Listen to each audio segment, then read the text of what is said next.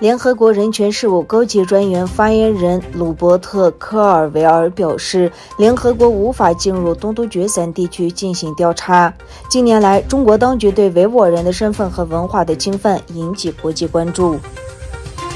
台湾国防部周五有高达38架次多型中国大陆战机进入西南防空识别区活动，创纪录高位。国防部周五稍早指出，达25架次的中国大陆战机进入西南防空识别区，但周六凌晨接着指出，周五晚间又有13架次的战机进入西南防空识别区。台湾国防部指出，派遣空中巡逻兵力应对及广播驱离，并发射防空飞弹追踪。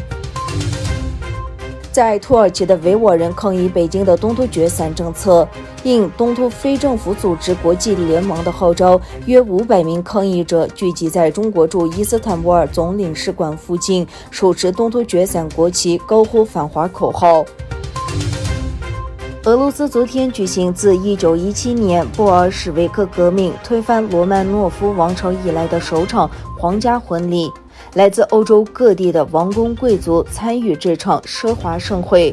尼古拉二世是俄罗斯帝国的最后一位国王，他于1918年与妻子和5个孩子被布尔什维克暗杀。据中国媒体报道，中共当局9月30日决定接受雪可赖提加科尔辞去维吾尔自治区人民政府主席职务的请求，任命埃尔肯·图尼亚兹为自治区人民政府代理主席。众所周知，近年来埃尔肯·图尼亚兹在许多国际舞台上为中国在东突厥散的镇压和集中营辩护。